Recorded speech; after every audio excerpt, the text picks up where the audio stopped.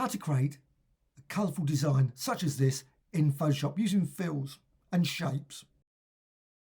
Go to Edit and Fill it with white. And let's start right at the beginning. Key thing, go over here and select the ellipse tool. Now the document is 2048 by 1152 if you're interested in that information, and you can create all kinds of different designs and sizes for your shapes. It's a vector design if you use the shape layer here. You can also fill it with different things. I'm just going to go with the gradient, and I'm just going to go for white and black gradient, one of the standard default gradients. And then go over here, filter, and down to liquefy. Now you can see the shape is about half the size of the document. Of course you can vary it. So liquefy and then convert to smart object. We'll always ask you for that. Then set the brush size. I'm going for 243, and you can modify the other setting, density, etc. But I'm using this one, which is the forward warp tool. You could distort it in thousands of different ways. But I'm just going to squeeze that in the center, squeeze that in the center. So you've got a nice crunched in design there. And also I'm just going to add a little tail there. Just gives a slight variation, but just a nice tail. So it curves like that. Just subtly move it and then click OK.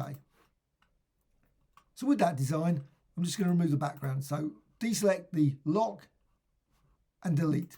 What you can do, it's a layer.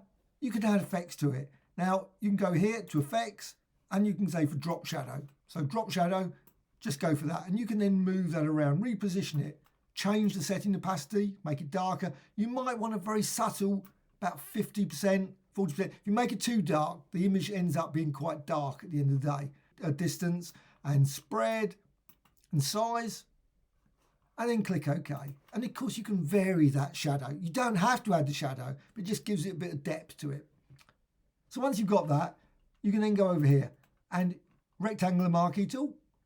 Make certain you don't select the shadow, you don't want to cut through the shadow. You want to select around it. That's the key thing, so you just avoid it. You don't want to make a sort of sharp line appearing. Then you can go to Edit, and you can go down here to Define Pattern. So Define Pattern, so you're going to store it away as a pattern. So click OK. Once you've done that, you can go to Select, Deselect, Edit, and you can obviously layer and flatten image. Just get rid of it or create another document. Edit and Fill, and white again.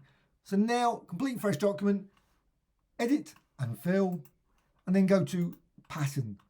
So Pattern, select that, and then select that design you just created. That one, the third one there, just make certain that's selected, and now go for Script and Symmetry Fill. That's the key thing. Click OK, and you can see the design there.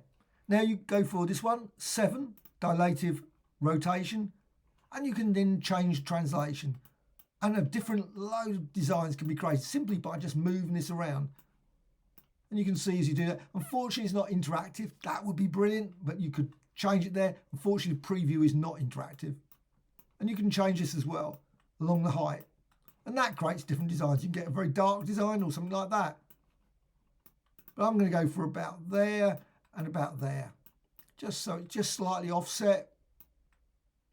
Now I've got color randomization as well as brightness randomization. So you get these different colors from that grayscale design. Click OK, and there's your end result. Now what you can do, you can apply it again if you want.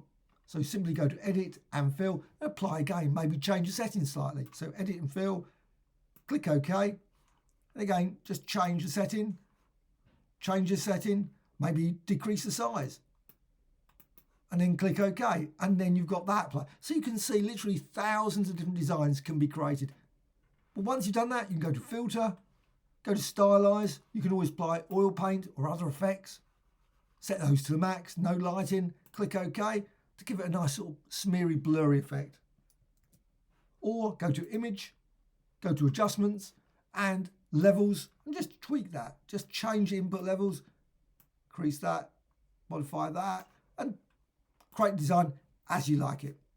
Well, hope you found this tutorial of interest. Any questions, please let me know in the comments below. Always great to hear from you. Thank you much.